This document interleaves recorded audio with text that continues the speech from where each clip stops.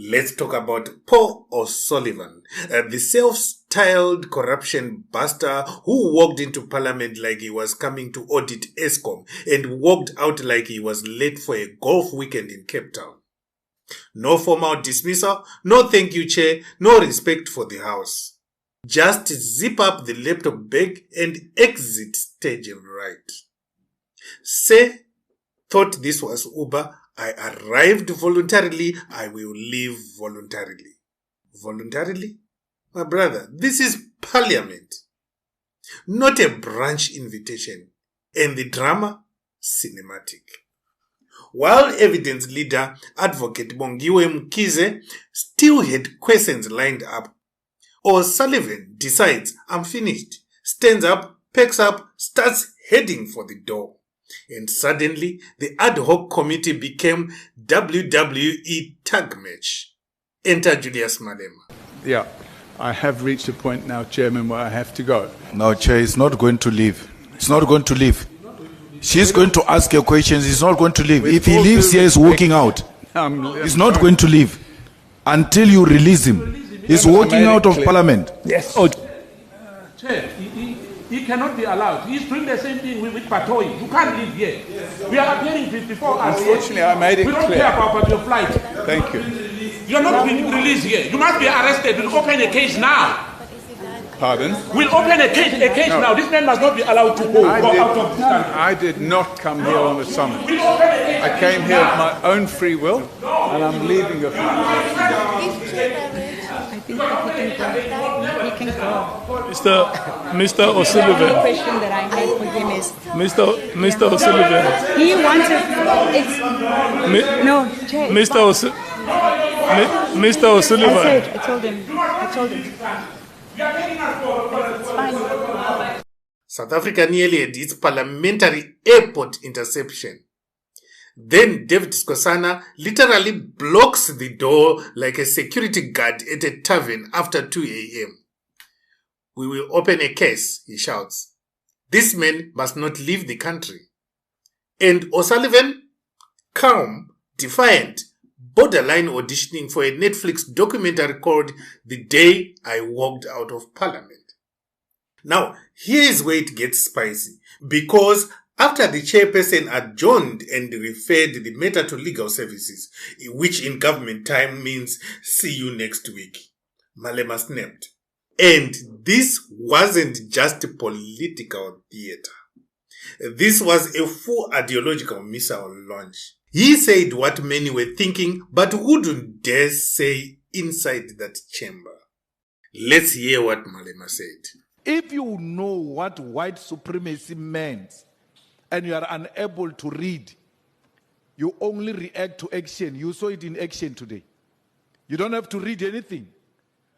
Whiteness, white supremacy, the arrogance of white privilege displayed itself here today. And typical of us with victimhood mentality and the trauma we suffered as black people, we all found ourselves wanting because a white man was acting. And the first instinct was to be scared of a white man.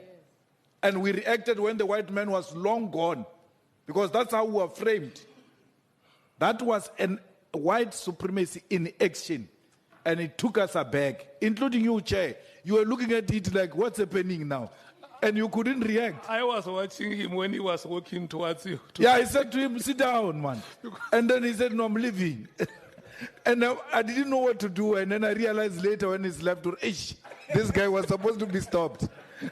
Because the first instinct is to say he's a white man. I must not touch a white man. And then I realized later, no, man, politically I'm wrong. I should have stood up to that man. But that's how we are framed, Chair. You ought to deal with that thing because it continues the trauma of black people. He undermined us openly. And we must act with agents, not the way we are being advised. Boom. Malema didn't just roast O'Sullivan. He roasted Parliament itself. He said the reaction was sheepish, toothless, business as usual energy. That If this was a black witness, especially from a township or a rural background, there would be immediate summons, maybe even security escorting them back into the chair. But here, soft gloves, legal advice tomorrow. Let's not escalate. Malema's point wasn't subtle. The instinct in that room, he argued, was, it's white men, don't touch him. And whether you agree with Malema or not, you have to admit the optics were wild. A witness stands up mid-questioning, announces he's done, ignores the authority of the chair, and just walks out. Imagine doing that in a traffic court. Your worship, I've had enough, I'm off to Woolies. You'd be escorted faster than load shedding hit stage 6.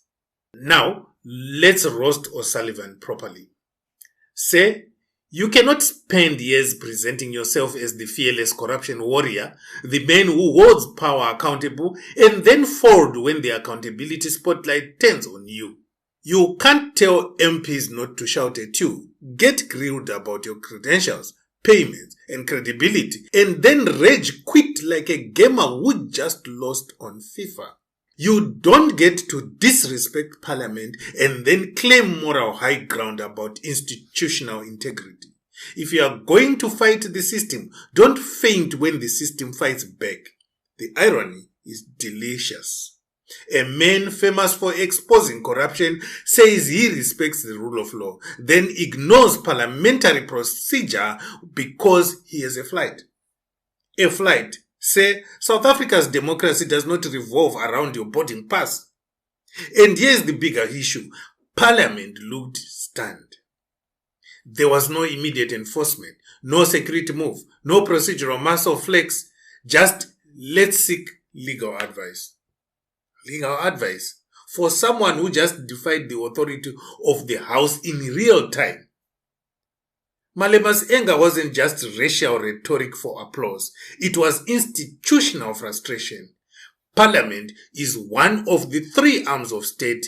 If witnesses can treat it like a community meeting and leave whenever vibes shift, then what exactly is the authority of that chamber? Supporters of O'Sullivan say he was frustrated with aggressive questioning. Fine. But frustration is not a legal exemption. You don't get to storm out because you don't like the tone. This is not couples therapy. And when the social media war exploded, half the country said he stood his ground. The other half, white entitlement on display. And somewhere in between, Parliament is left looking awkward. Malema framed it as a historical trauma. That black institutions still hesitate when confronted with white defiance. That the muscle memory of deference hasn't fully left the room. Strong words, yes. But politically effective? Absolutely. Because here's the truth. This wasn't just one man walking out. It became about power, authority, rest, and whether South Africa's democratic institutions are feared or politely ignored. And O'Sullivan may have boarded that plane thinking he made a statement. He did. Just maybe not the one he intended. Mzansi roast verdict?